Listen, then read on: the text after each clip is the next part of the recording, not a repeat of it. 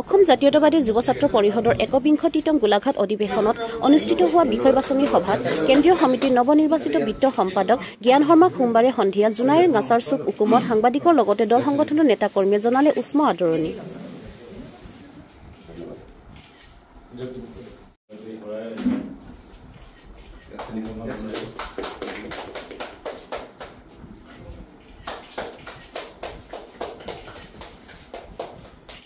সাংবাদিকৰ কাৰণে বন্ধু জ্ঞান শৰ্মা ডাঙৰীয়াক আমি অসম জাতীয়তাবাদী যুৱ ছাত্ৰ পৰিষদৰ কেন্দ্ৰীয় সমিতিত বিত্ত সম্পাদক হিচাপে দায়িত্ব অৰ্পণ কৰাটো আমাৰ কাৰণে ভাল খবৰ আৰু জোনাইবাসী ৰাইজৰ কাৰণে এটা ভাল খবৰ যে সুযোগ্য এজন সন্তান জোনাইৰ সুযোগ্য স্থানত এটা স্থান পাইছে।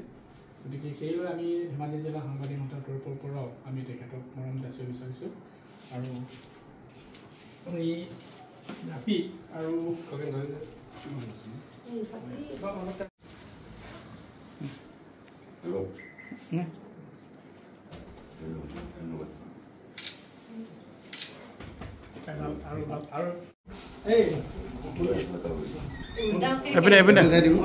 চাচা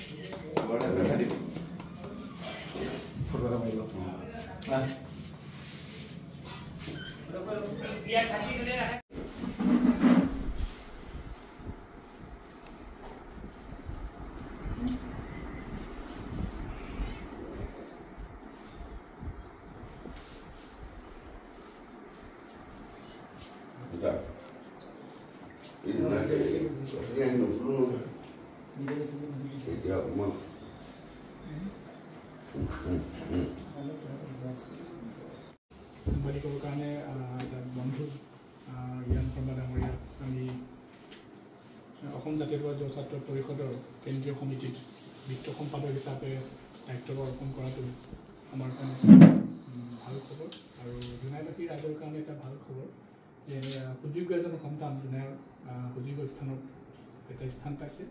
গতিকে সেইবাবে আমি ধেমাজি জিলা সাংবাদিক সন্থাৰ তৰফৰ পৰাও আমি তেখেতক মৰম যাচিব বিচাৰিছোঁ আৰু এই জাপি আৰু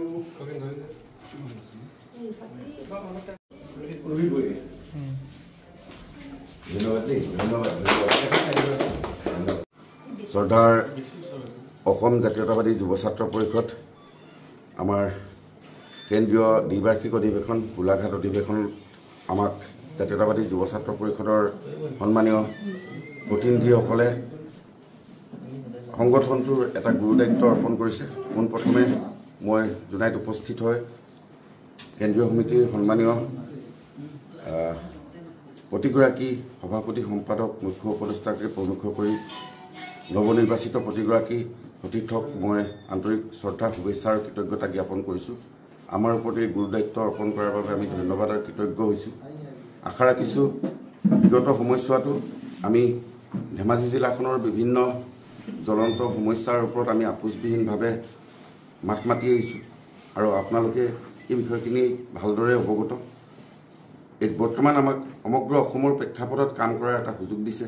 নিশ্চিতভাৱে আমি আশা ৰাখিম অসমৰ বিভিন্ন সমস্যা আৰু সম্পদ আৰু সম্ভাৱনাক আমি যাতে এক অনন্য ৰূপলৈ আমি পৰিৱৰ্তন কৰিব পাৰোঁ, আমি যাতে সংগ্ৰামখন আগুৱাই নিব পাৰোঁ, তাৰ কাৰণে আমি সমগ্ৰ অসমবাসী ৰাইজৰ পৰা আমি সহায় সহযোগিতা আৰু আন্তৰিকতা কামনা কৰিছোঁ।